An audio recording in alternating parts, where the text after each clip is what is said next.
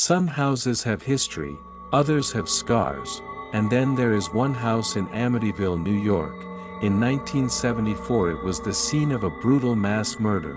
A year later another family moved in and fled in terror. Less than a month later, this is the true story of the Amityville Horror.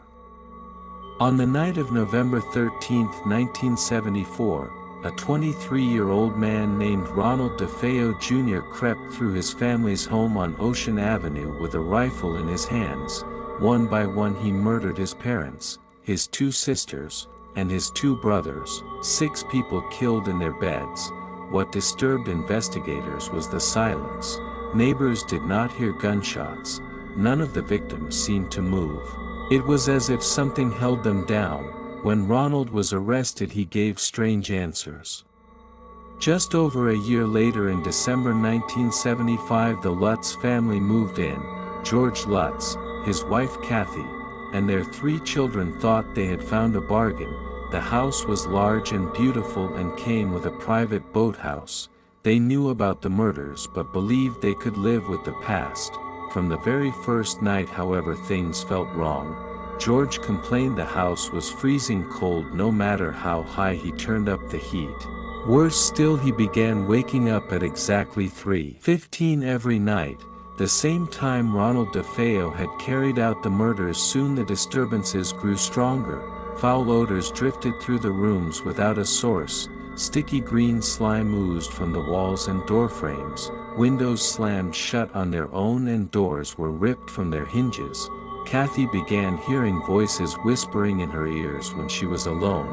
One night she claimed something unseen pressed down on her chest until she could not breathe. Their young daughter Missy began speaking to an imaginary friend. She described it as a pig-like creature with glowing red eyes and she called it Jody. George himself claimed he saw those same red eyes staring at him through the window. The longer they stayed, the worse things became. George grew aggressive and paranoid. He chopped wood constantly and kept the fire burning as if he was possessed. Kathy said she once looked into a mirror and instead of her reflection she saw a demonic face staring back at her. Desperate for help they contacted a priest named Father Ralph Pecoraro.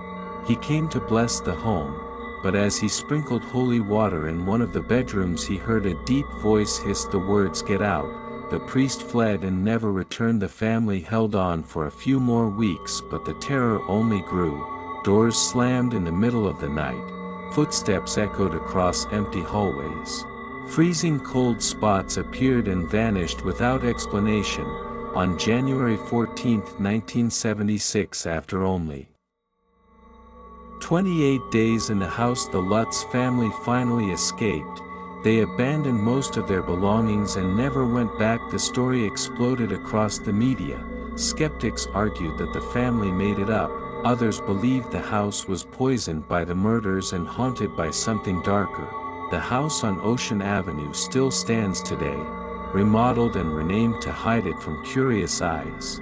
But 6 people were killed inside those walls and the Lutz family swore they experienced a nightmare no one believed. Maybe it was real, maybe it was a hoax, but even now some say the evil still waits there for the next family.